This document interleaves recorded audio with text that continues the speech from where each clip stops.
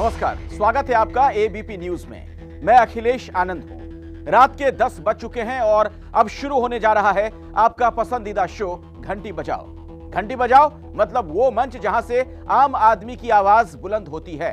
घंटी बजाओ मतलब टीवी न्यूज की दुनिया का वो शो जिसमें सिर्फ और सिर्फ उन्हीं मुद्दों की पड़ताल होती है जो हमारे आपके जीवन पर असर डालें। तो आज घंटी बजाओ में हम जो खबर दिखाने जा रहे हैं, दरअसल अपने देश में वो लाखों लोगों के लिए जीवन मरण का प्रश्न है। जी हां, कोई साल ऐसा नहीं गुजरता जब अपने देश में बाढ़ और बारिश की वजह से लोगों की जान ना जाए, आर्थिक नुकसान ना हो, लोग बेघर ना हो, पशुधन का नुकसान ना हो। फिर भी सरकार के पास ऐसी आपदाओं से निपटने के लिए कोई दूरगामी योजना नहीं। यह सच है कि बाढ़ और बारिश प्राकृतिक आपदा है, लेकिन अगर सिस्टम चुस्त दुरुस्त हो तो नुकसान को कम किया जा सकता है। अब आप सोचिए, किसी की नदी में या समंदर में डूबने से जान चली जाए तब तो बात समझ आती है, लेकिन भारत के बेहद आधुनिक शहरों में शुमार बेंगलुरु में बीच शहर डूबकर अगर मौत होने लगे तो आप क्या कहेंगे? है ना ये सिस्टम का जानलेवा नकारापन।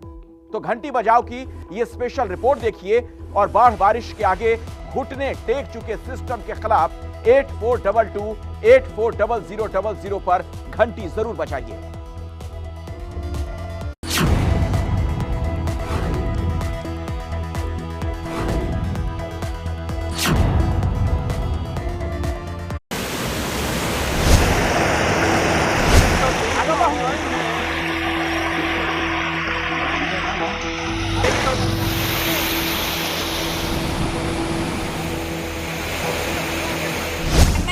सड़क पर हूँ जो अब सड़क नहीं नदी के तौर पर नजर आ रही है। ये सारा इलाका पूरी तरह से जलमग्न हो चुका है।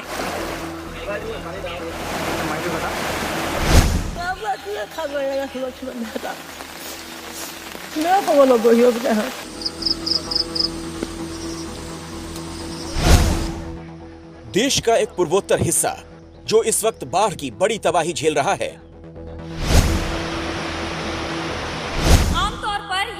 या तो सड़क या फिर खेत होता है ये पूरा इलाका, लेकिन इस समय अगर कुछ है तो सिर्फ और सिर्फ कोपिली नदी का पानी।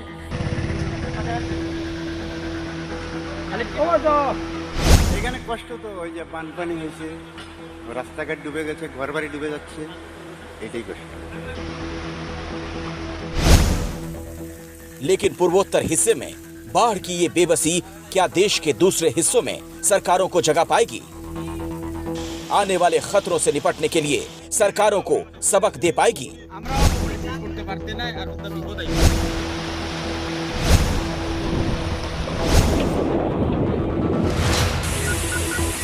देश का एक दक्षिणी हिस्सा जहां कुछ घंटों की बारिश ने लोगों की जिंदगी को मुसीबतों से भर दिया, जीवन को अस्त व्यस्त कर दिया।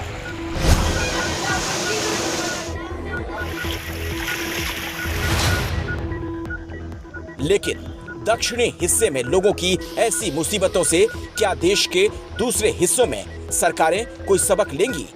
ऐसी मुसीबत न आए इसका भरोसा क्या अपनी जनता को देंगी?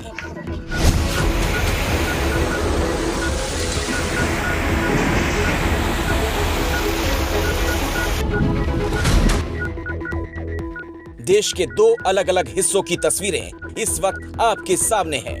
पहली तस्वीर पूर्वोत्तर राज्य असम की, जहां 24 जिलों में बाढ़ ने तबाही मचा दी है, और दूसरी तस्वीर कर्नाटक की राजधानी बेंगलुरु की, जहां कुछ घंटों की बारिश से पूरा शहर पानी पानी हो गया और शहर में लोग भारी मुसीबतों का सामना करते हुए नजर आए।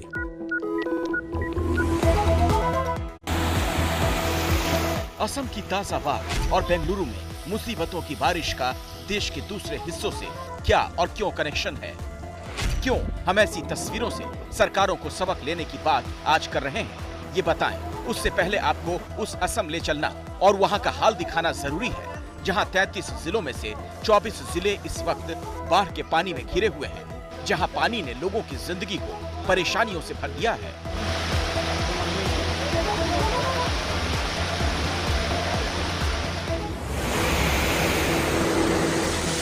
असम में उफनती नदियों का पानी शहर शहर गांव गांव तबाही मचा रहा है।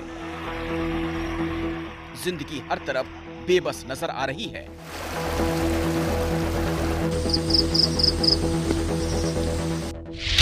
ABP news reporter Manogya Loiwal Assam में आफत लाने वाली इस बाढ़ में घिरे लोगों का हाल लगातार देश को दिखा रही हैं।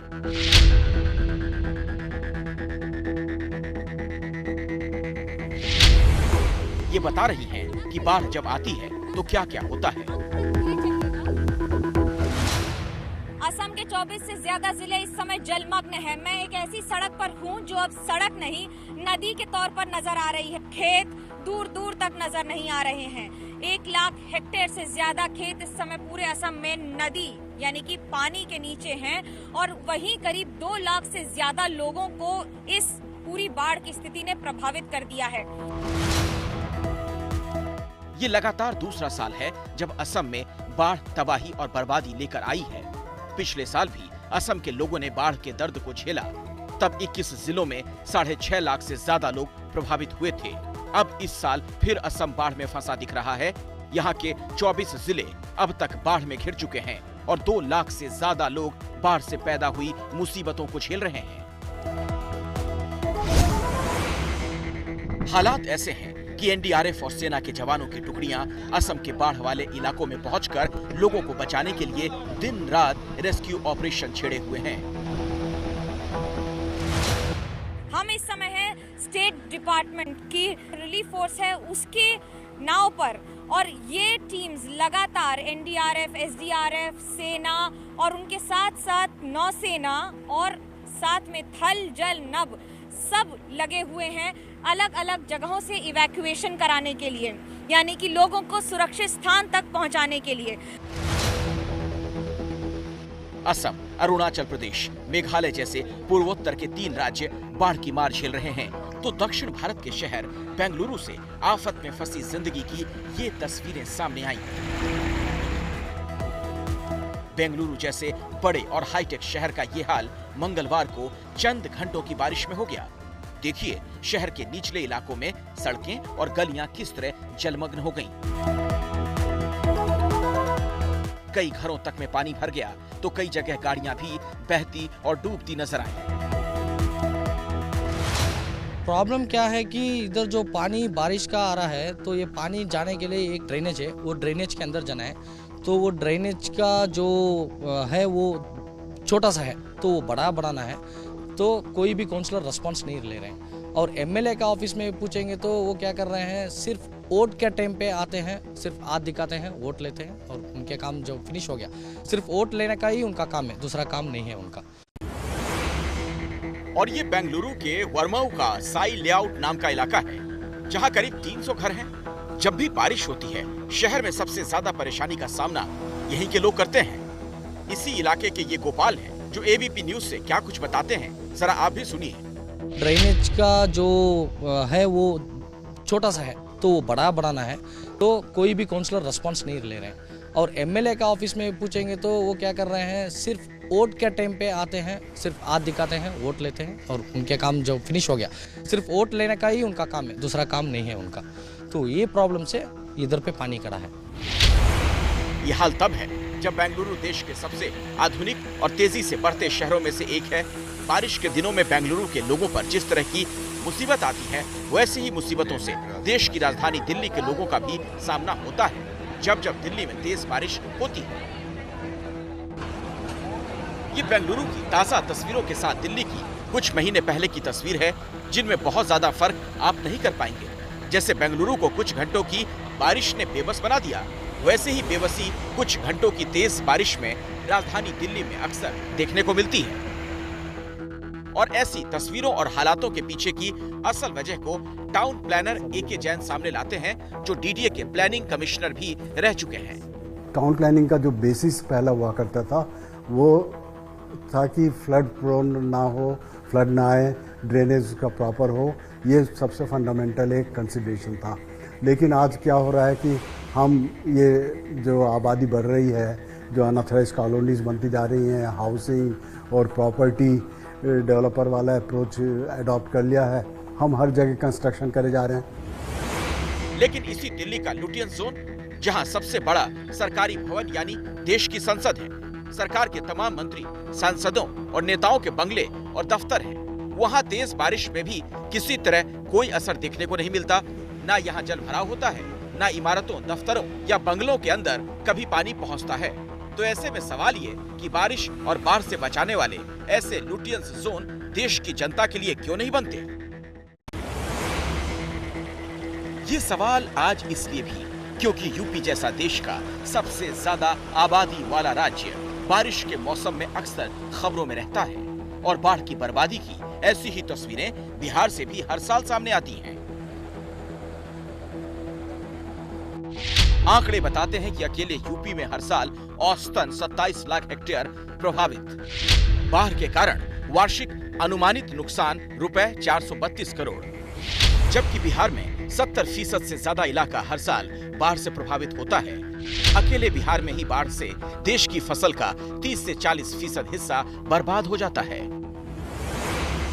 और ये हाल तब जब सरकारें हर साल बारिश और बाढ़ से जनता को बचाने के लिए बड़े बड़े दावे करती हैं, करोड़ों रुपए का बजट और योजनाएं बनाती हैं, लेकिन वो तमाम दावे और वादे ऐसी बाढ़ और बारिश में बह जाते हैं, क्योंकि आरोप है कि सरकारें उन समस्याओं पर गंभीरता से ध्यान नहीं देती हैं, न ही कभी ठोस एक्शन लेती है, जिनकी वजह से बाढ़ और बारिश में जनता डूबने को मजबूर होती है। इसमें खाली बिहार और यूपी नहीं, पर अभी आप आसाम देखिए तो ये जो समस्या है जहाँ चूक हो रही है उसका मेन रीज़न ये है कि हम जो भी हम कंस्ट्रक्शन कर रहे हैं, प्रॉपर्टी डेवलपमेंट कर रहे हैं, टाउनशिप्स बना रहे हैं, वो लो लाइंग एरिया में बनाए जा रहे हैं। नेचुरल ड्रेनेज पैटर्न को डिस्टर्ब कर देंगे। जहाँ पानी का बहाव होता है, पानी का निकास होता है, तो पानी तो वहाँ पे ठहरेगा ही। कंस्ट्रक्शन रेट भी जाते हैं, इंक्रोचमेंट हुआ है, लेक्स जो कालवे को इंक्रोचमेंट करके कंस्ट्रक्ट कर लिया है। सो इसलिए बारिश आने से पानी को जाने के लिए संदर्भ भी नहीं है। बैंगलोर में 80-90% इंक्रीज रेनफॉल आता है और वो बहुत डिस्ट्रीब्यूट हुआ है। एक घर में भी हम रेन वाटर हार्वेस्टिंग करते हैं, सबको वाटर सिक्योरिटी बिल्कुल फ्री मिलेगा। फिर भी हम क्या कर रहे हैं कि ये पानी को रास्ते में छोड़ के, चलने में छोड़ के क्रिएटिंग में पब्लिक फैलाना, और सरकार भी they are not very strong, they are not, the political willingness is not there. यानी बाढ़ वैसे तो कुदरती आपदा है, लेकिन सरकारी कुनीतियां और सिस्टम की अनदेखी ऐसी आपदाओं को देश की जनता के लिए और भी ज्यादा विकराल बना देती है। जबकि जानकार ऐसी समस्याओं को गंभीर बताते हुए सलाह देते हैं कि सरकार और सिस्टम को 4 बड़ी बातों की तरफ फोकस करना चाहिए। पहला, बिना ठोस योजनाओं के विकास कार्यों से बचना चाहिए। दूसरा, नदियों और जल स्रोतों के पास कोई भी अतिक्रमण नहीं होने देना चाहिए। तीसरा, शहरी आबादी वाले इलाकों में जल निकासी के लिए ठोस और प्रभावी व्यवस्था बनानी चाहिए। चौथा, तालाब या झील जैसे जल स्रोतों वाली जगह पर किसी भी तरह के निर्माण से बचना चाहिए। ये खाली एक टेक्निकल इंजीनियरिंग प्रॉब्लम नहीं है, ये कल्चर से बहुत ज़्यादा संबंधित है। जब तक हम लोगों को साथ लेके और मोटिवेट करके उनको सेल्फ मैनेजमेंट की वो नहीं करेंगे, आत्मनिर्भर नहीं करेंगे, ये चीज़ें गवर्नमेंट के भरोसे नहीं सॉल्व हो सकती। ये इसलिए भी जरूरी है क्योंकि बाढ़ भारत जैसे विकासशील देश को हर साल बड़ा जख्म और नुकसान देकर जाती है। 1953 से 2018 के आंकड़ों को आधार बनाए तो भारत में हर साल बाढ़ से औसतन करीब 5700 करोड़ रुपए का आर्थिक नुकसान होता है। हर साल औसतन 1600 से ज्यादा लोगों की जान बाढ़ ले लेती है।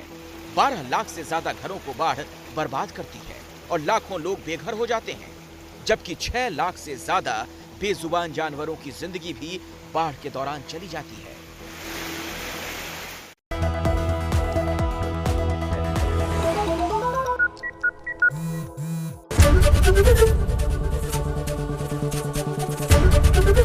एबीपी न्यूज आपको रखे आगे।